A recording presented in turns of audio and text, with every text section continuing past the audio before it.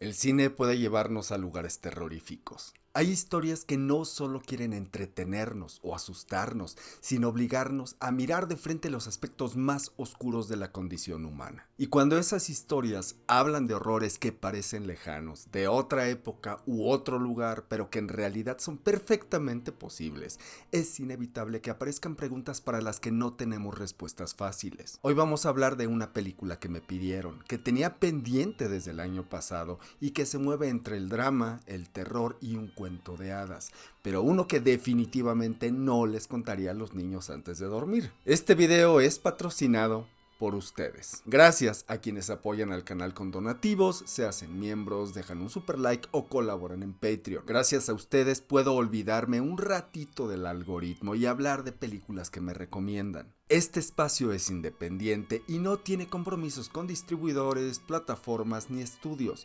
Mi único compromiso es con ustedes y su apoyo es invaluable. Así que hoy vamos a analizar La chica de la aguja, una película que habla de pobreza, desesperación, maternidad, abandono y una sociedad incapaz de mirar sus propios horrores. Para quienes todavía no la han visto, está disponible en Movie. Sin duda es una obra que vale la pena experimentar. La chica de la aguja es una película danesa-polaca de 2024 que tuvo una distribución limitada en cines y ha encontrado a su público en plataformas durante el último año. Fue escrita y dirigida por Magnus von Horn, con guión también de Linn Langebecky, y se inspira libremente en el caso real de la asesina serial Dagmar Overby, una mujer que ayudaba a madres de bajos recursos en Copenhague a buscar hogar para sus hijos recién nacidos en los últimos años de la Primera Guerra Mundial. Compitió por la Palma de Oro en Cannes y fue nominada como película internacional en los Globos de Oro y el Oscar. Digo, credenciales no le faltan, aquí eso nos da más o menos igual. Pero ahí está el dato. Esta joya del cine europeo retoma el espíritu del expresionismo alemán para contar una historia en la que el terror adopta muchas formas y consigue momentos desgarradores y tensos, tanto por sus temáticas como por su extraordinaria puesta en cámara. O sea, si buscas una película que funciona en todos los departamentos, La chica de la aguja es un ejemplo de cine hecho con absoluta seriedad y atención al detalle. Para empezar, tenemos una fotografía en estricto blanco y negro, obra del polaco Michał Dymek, que ayuda a narrar una historia profundamente realista desde una óptica expresionista. Y como no me gusta hacerle al mamador, definamos el término. El expresionismo está presente en clásicos como Nosferatu, de Murnau, y El gabinete del Dr. Caligari, de Robert Finn. Una película de esta corriente tiene elementos visuales reconocibles: claroscuros, luces y sombras extremas y sin matices. Las sombras son largas y afiladas y caen sobre los personajes, casi siempre para simbolizar conflictos morales o locura. También aparecen escenarios deformados y ángulos raros, paredes torcidas, pasillos largos, espacios claustrofóbicos y puertas con formas extrañas. En ese sentido, el mundo físico se dobla para reflejar un estado mental. A eso se le suma el uso de lentes angulares que estiran los bordes del encuadre y provocan incomodidad. Y están además las actuaciones heredadas del teatro expresionista. Rostros filmados de cerca y expresiones llevadas al límite, como si los personajes llevaran máscaras. A diferencia del realismo, que intenta copiar el mundo como es, al expresionismo le interesa otra cosa: que las imágenes se sientan intensas, dramáticas y psicológicas. Y este movimiento artístico nació en Alemania a principios del siglo XX como respuesta al trauma, al miedo y a la ansiedad de la época. Y esta película es un tremendo homenaje a ese estilo. La dirección de arte refuerza la estética al presentar una Copenhague sucia, insalubre, triste, miserable e industrial, o sea, pura decadencia. Lo mismo ocurre con el vestuario, el maquillaje y el diseño de los personajes. La música, obra de Puss Marie, artista experimental danesa, funciona como una extensión del horror. Pasa del ruido industrial a piezas que evocan el estrés postraumático y culmina con un tema hermosísimo que acompaña la escena final y los créditos. El diseño de sonido sigue la misma lógica.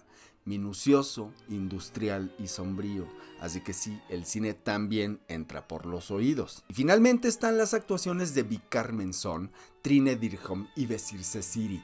Todo el reparto está estupendo, pero ellos tres sostienen los ejes principales de la historia. Y todo esto bajo la batuta del polaco-sueco Magnus von Horn, quien ya había explorado la violencia, la decadencia social y la fragilidad moral en The Hereafter y Sweat. Desde una mirada cero complaciente, sus películas se apartan del falso positivismo para ofrecernos retratos crueles de nuestro mundo y nuestros tiempos. Y en su tercer largometraje, toma la mirada de una mujer sumida en la miseria de la Dinamarca de 1919 para contarnos una historia en la que el terror se siente muy humano. La chica de la aguja sigue los pasos de Caroline, una morra que trabaja como costurera en una fábrica que elabora uniformes para el ejército. Sí, le echa ganas, pero el sueldo no le alcanza ni para pagar un cuarto de alquiler. O sea, si piensas que esto es un retrato de época, pregúntate si alguna vez has dejado de dormir por la preocupación de que no te alcanza para la renta. Digo, siempre han existido los tiempos difíciles, pero esos tiempos difíciles suelen golpear con más fuerza a la clase trabajadora. El director define su película como un cuento de hadas para adultos, porque retoma muchos elementos del género. Es como si estuviéramos viendo una película de Tim Burton, pero más sucia, más industrial y mucho menos romántica. Caroline apenas sobrevive en un mundo en el que los ricos son muy ricos y el resto apenas puede aspirar a la suerte de alquilar su tiempo y su fuerza de trabajo para comer. Peter, el esposo, es un soldado que no ha vuelto de la guerra, pero tampoco sabemos si sigue vivo. Cuando Caroline intenta reclamar la pensión, descubrimos que el vato vale más muerto que vivo. El problema es que sin cadáver no hay varo. Entonces decide aprovechar el interés romántico del dueño de la fábrica para intentar dar un salto de clase. Sí, la ilusión de la movilidad social no es de ahora. Total, se embaraza, empieza a disfrutar de las mieles de tener un novio rico y detallista y hace planes para su nueva vida, que incluyen llevarse a su amiga Frida a vivir con ella en la opulencia. Pero ¡zas! Que regresa el marido de la guerra, desfigurado y traumatizado, y en la primera cena de ellos dos juntos la película nos regala una escena espantosa. Caroline le dice que ya tiene otro vato, que está embarazada, que va a casarse y que mejor le llegue a la chingada. Pero cuando el nuevo novio le anuncia a su madre sus planes de boda, aquello adquiere tintes de telenovela. El vato rico resulta ser un pusilánime hijo de mami y abandona sus planes con tal de conservar su lugar en el jet set. Y lo peor es que como Caroline queda como una trepadora y además está embarazada, le quitan el trabajo y la dejan en la calle. Y así llegamos a la secuencia que le da título a la película. Con una aguja del tamaño de un garrote, Caroline intenta provocarse un aborto en un baño público. No lo consigue y termina siendo ayudada por Dagmar, una señora muy amable que le propone algo razonable: que tenga al bebé y se lo entregue al nacer para buscarle una familia que lo quiera. Claro, también tiene que entregarle dinero porque en esta vida nada es gratis. Con esta decisión empieza el verdadero horror. Entre la miseria y el hambre, Caroline tendrá que cargar con la culpa de haber entregado a su bebé y encima con una deuda. Así que convierte su cuerpo en una herramienta a cambio de techo, comida y compañía. Pero ese acuerdo tiene un precio muy alto. Caroline cae en adicciones, explotación, acoso y una revelación espantosa que la llevará al infierno en la tierra.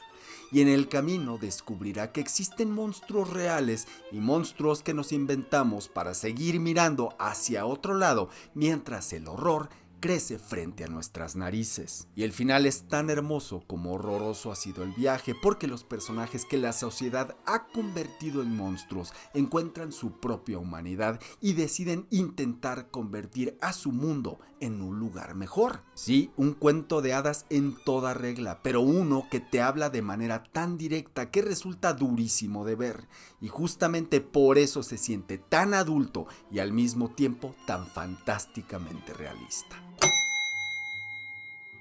La chica de la aguja es con todas las letras una película de terror, pero aquí no vamos a encontrar elementos del cine comercial, entes sobrenaturales, maldiciones, posesiones, y aunque tiene a una asesina serial, tampoco es un slasher clásico. Lo que sí tenemos es una historia de horror gótico que nos da una mirada cruda sobre la condición humana. Y si además tomamos en cuenta que está basada en una historia real, pues sí, el asunto se pone todavía más feo.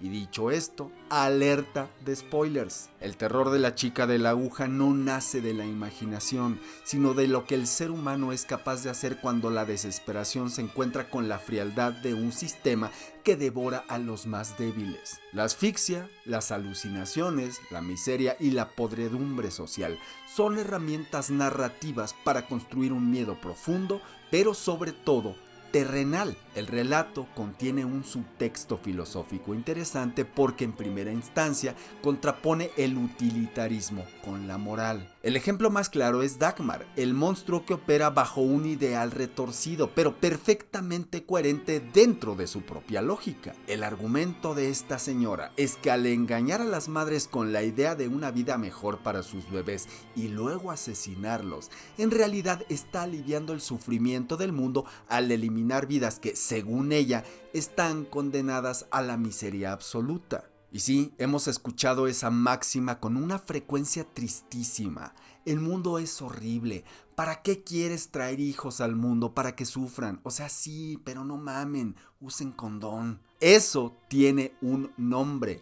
Antinatalismo. Es la idea de que nacer implica sufrir y que para evitar ese dolor lo mejor es no traer nuevas vidas al mundo. Dagmar toma esa idea, la distorsiona y la convierte en una solución activa y sanguinaria. Y aquí aparece el dilema.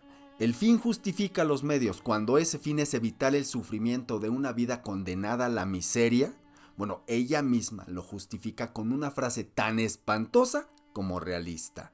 El mundo es un lugar horrible, pero necesitamos creer que no lo es. Pero esta cabrona además cobra, así que estas atrocidades no son presentadas como actos extraordinarios de una bruja come niños, sino como una transacción para sobrevivir el día a día. Y en un momento histórico como el de la posguerra, la moral y las instituciones simplemente están ausentes. Los desamparados tienen que sobrevivir en un entorno indiferente, donde la compasión es un lujo impagable, como la renta. El personaje de Caroline sirve para contraponer el determinismo de las condiciones materiales con el libre albedrío. Esa parte es claramente existencialista porque presenta a la protagonista frente a decisiones que parecen libres, como regalar a su hija, pero que en realidad están condicionadas por el hambre, la pobreza y el miedo. Y a ver, uno tiene que preguntarse algo muy simple.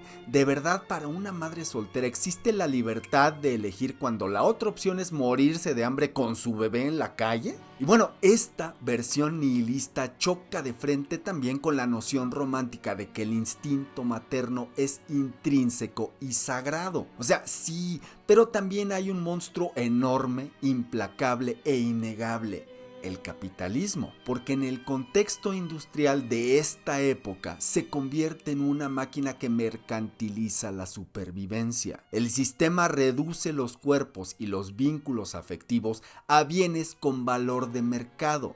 La película explora lo que podríamos llamar extracción de valor, en este caso del cuerpo femenino. Cuando el sistema desecha a Caroline, su capacidad biológica para amamantar se convierte en su única moneda de cambio. O sea, primero vende su fuerza de trabajo en la fábrica, después su vientre como objeto de valor para su novio rico y finalmente sobrevive con su leche materna al convertirse en nodriza de los bebés regalados. Ser madre deja de ser un vínculo afectivo natural y pasa a ser un proceso industrial de explotación, y finalmente el negocio de adopciones clandestinas de Dagmar opera bajo las reglas más crudas: la oferta y la demanda. Porque aquí existe una oferta, un montón de madres solteras y desesperadas que no pueden mantener a sus hijos, y una supuesta demanda de bebés por parte de familias con mucho amor para dar. Dagmar identifica ese nicho de mercado cobra una tarifa por recibir a los bebés y maximiza su margen de ganancia al eliminar los costos de mantenimiento. Y aquí está lo más horrible. No actúa por un impulso sádico, sino desde una frialdad que le permite tratar las vidas humanas como mercancías y optimizar sus ingresos. Y ese capitalismo urbano se convierte en una máquina trituradora de personas. En una escena que homenajea la salida de los obreros de la fábrica de los hermanos Lumière, vemos cómo los trabajadores se agolpan para vender su tiempo y su fuerza a cambio de salarios miserables. Por eso la vida humana equivale a su productividad. Si una mujer se embaraza, pierde su valor como fuerza productiva, es despedida y desahuciada por su casero para abrirle espacio a un inquilino más rentable. Y los ricos utilizan su capital para comprar impunidad, placer y silencio, pero cuando la moral y el sistema amenazan su posición de poder, arrojan a las obreras a la miseria. Dagmar es el monstruo de esta historia, por supuesto, pero también un síntoma de un ecosistema mercantil donde todo, incluso la vida de un bebé, tiene su precio. Si bien Dagmar y el capitalismo industrial son los monstruos más reconocibles de esta historia, también están los personajes que encarnan ese horror. Peter, Erena y por supuesto Caroline. La protagonista es, en un sentido estricto, una madre desnaturalizada que regala a su bebé y paga su deuda con leche materna, pero al mismo tiempo disfruta de la compañía de Dagmar, se hace su amiga, se vuelve adicta al éter y aprende del negocio de adopción hasta hacer suya la frase "hiciste lo correcto". Incluso después de descubrir la verdad, Caroline se queda porque la otra opción sigue siendo la calle y la miseria. Erena, la hija de Dagmar, es retratada como una niña destructiva y caprichosa que a los 7 años exprime a Caroline para comer. Cuando al final del segundo acto intenta asfixiar a un bebé por celos, entendemos que algo en ella se ha roto y no parece tener reparación. El novio de Dagmar es otro monstruo que ofrece placer a cambio de casa y comida. En una ciudad con hombres ausentes por la guerra, él es un activo cuyo valor también se determina por la ley de la oferta y la demanda. Y finalmente, Peter, el monstruo por el que la sociedad expresa abiertamente su desagrado. El vato es enviado a la guerra para pelear por un estado que después lo desecha porque le estorba, exactamente como lo hace Caroline cuando vuelve de la guerra. Pero al mismo tiempo es el personaje más humano. A pesar de sus cicatrices físicas y emocionales, Peter logra una conexión genuina con la bebé de Caroline. Cuando la carga, la niña se queda tranquila y no ve en él más que alguien que la cuida. Y cuando le dice que podría llamarse Susie, tenemos uno de los momentos más bonitos de este cuento. Por eso, la escena del circo del que Peter se convierte en la atracción principal es uno de los momentos más devastadores de la película. Funciona como un punto de inflexión moral para Caroline y consolida el discurso sobre la monstruosidad. Las caras de la gente que se burla de él quedan en la penumbra. La audiencia se transforma en una masa deshumanizada y sin rostro, mientras que Caroline se enfrenta al espejo de su propia degradación. Peter ha sido despojado de su dignidad como soldado y como hombre, y la mirada de Caroline refleja asco, pero no hacia él, sino hacia el espectáculo y su propia culpa, pero también entiende que todavía es capaz de sentir compasión. Ahí ambos se reconocen como iguales que han sido despojados de su humanidad por el sistema y empujados hacia los márgenes más oscuros de la existencia. Y al reconocer a Peter como ser humano, Caroline inicia su emancipación moral de Dagmar. Entiende que prefiere estar del lado de los monstruos como Peter antes del lado de los funcionales y respetables. Y de ese lado está Frida, la amiga de Caroline. No es un monstruo, pero sí un ejemplo de la condescendencia de quienes tienen una vida estable hacia quienes no la tienen. O sea, su marido también se fue a la guerra, pero volvió físicamente intacto. Tiene un hogar, una familia y un bebé legítimo. Frida no juzga a Caroline abiertamente, pero no necesita hacerlo. Su existencia funciona como una comparación. Mientras una puede vivir la maternidad en una vida ordenada, para la otra embarazarse significa perder el trabajo, la casa y la posibilidad de sobrevivir sola. Sí, Caroline llega a imaginar que cuando tenga mucho dinero podrá llevarse a Frida con ella, pero la fantasía es como la de ganarse la lotería y se estrella contra la realidad muy pronto. Y cuando Frida descubre lo que ocurre en el negocio de Dagmar, su reacción es como un cable a tierra. Ella todavía puede decir esto es monstruoso, pero Caroline ya no. Y por eso el final de esta película es tan hermoso. Cuando Caroline se desintoxica con la ayuda de Peter, decide adoptar a Erena, la niña que creció bajo la sombra de una madre monstruosa y un sistema que la margina, y con ello la protagonista rompe el ciclo de violencia y abandono. Decide ofrecerle a la hija de su enemiga la compasión que a ella misma y a los bebés les fue negada. Con Erena, la maternidad de Caroline se convierte en una elección, pero también en un acto de resistencia ética y empatía. Y así, la frase de Dagmar de "el mundo es un lugar horrible, pero necesitamos creer que no es así", adquiere un nuevo significado. Porque Caroline, Peter y Erena saben de primera mano que el mundo es sí horroroso, pero deciden enfrentarlo juntos. Y ahí el blanco y negro del expresionismo se convierte en un lienzo matizado de grises en el que la dignidad humana ha ganado una pequeña pero valiosísima batalla. Y estas son las lecciones que nos deja La chica de la aguja. Identifica tu nicho. Esa frase puede sonar muy útil para arrancar un negocio con el pie derecho, pero en el contexto equivocado se convierte en un consejo francamente macabro. Ver una película en el cine siempre es una experiencia. Ver una película en el cine Pacheco es una experiencia peculiar. No estoy dando ideas, solo digo. Personajes atrapados por su realidad material, sin monstruos por naturaleza, pero sí un sistema que asfixia a las personas hasta quitarles todas las opciones y convertir la supervivencia en un acto criminal.